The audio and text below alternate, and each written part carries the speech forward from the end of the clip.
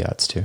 Okay, I'll come in with the last one. That's going to be the most painful potentially for people, is to sleep separately from their partner. I will say that has made an enormous difference in my life.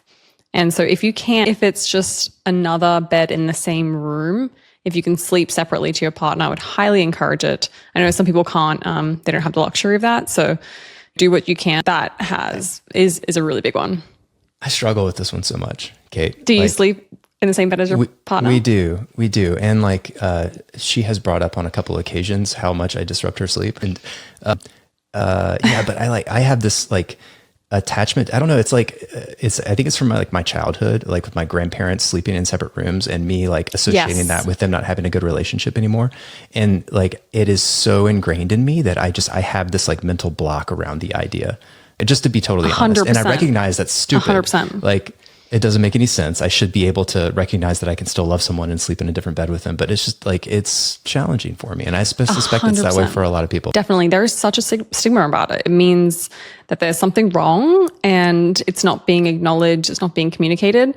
I had originally the same perception. And it's so to maybe give you some voice from the other side is like, once you start doing it, it's like, oh, nothing changed about the relationship and you have better quality sleep. So like that, yeah, I think you should try it out, even if it's just like a couple of days or something like that, and then see how you feel about it. We did, when I had shoulder surgery, and we did actually do it for about a month when I had that, because it's just hard to do that. And the challenge was, I think I was in a really uncomfortable bed and I didn't have my 8 sleep. So I wasn't as stoked about it. Yeah. And you just had surgery. Yeah, so that would have been painful. True. You guys, I think this podcast is really just therapy. Yeah, I think so. For the three of us. Yeah, mostly. I think hopefully that's okay. I think a lot of people need the same therapy. That's true. If I remember correctly, looking through the evidence, I think it was a mixed bag in terms of, I think some people actually experienced a higher quality sleep when they were paired with someone else, and then others improved their sleep. So I initially, I think, imagined that everybody would have better sleep, because you just have the asynchronous nature of sleep where you've got disruptive patterns, going bedtime, getting up at night, etc., sounds. But if I'm not mistaken, there's data to suggest that some people do legitimately sleep better when they are paired. Yeah, I'd be curious to see if that's like often a normalized length of time in both scenarios, or if that's like a short study. Yeah, I'd be very curious to look into that. Maybe we can add that to our topic list.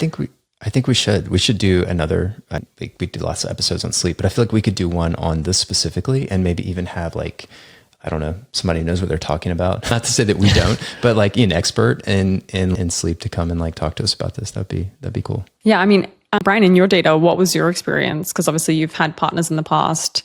I'm sure you would have shared a bed with plenty of people. That sounds inappropriate. Yeah. I don't have data from those time periods in my life, but I do remember that the number of wake events that I had was 3, 4, 5, 6.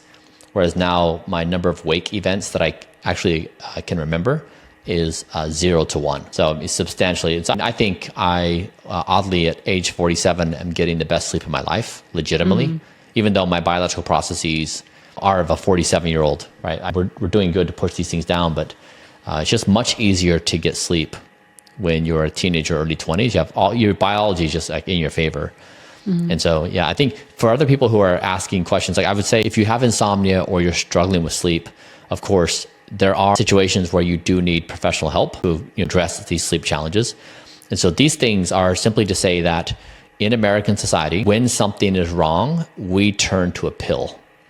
And that is our way of thinking. We don't turn to lifestyle habits. And what we're trying to point out here is that no one has ever taught you how to sleep, including like when you eat something dramatically affects your sleep quality. And so if you start knocking out these low-hanging fruit on basically when you eat, what you eat, alcohol, stimulants, etc., you may find gains here that dramatically improve your situation. But give your body time to adjust. Give it a few weeks. Your body needs some time to get into a new rhythm. If you still have challenges, that's certainly fine. You can step up and try to find other solutions. But most of the time, people are not even doing these basic things. And this is also true, you guys. If this podcast could essentially be about mental disorders too, right? It could be about mood disorders. So like we could be talking about depression or anxiety, and like the best protocol to address first line of defense for depression and anxiety is to nail your sleep. Now, I know that's hard to say. I've been depressed. And when you're depressed, it's very hard to sleep because you've got a whole bunch of other complicated situations. And I was also overeating to try to address my depressive symptoms. Like, it's complicated. Also, that first line of defense is getting these basic biological processes in place, like your body repair. So I'd say, yeah, like this is why sleep warrants being the number one priority for everybody on planet Earth. There's just nothing that does the body more good.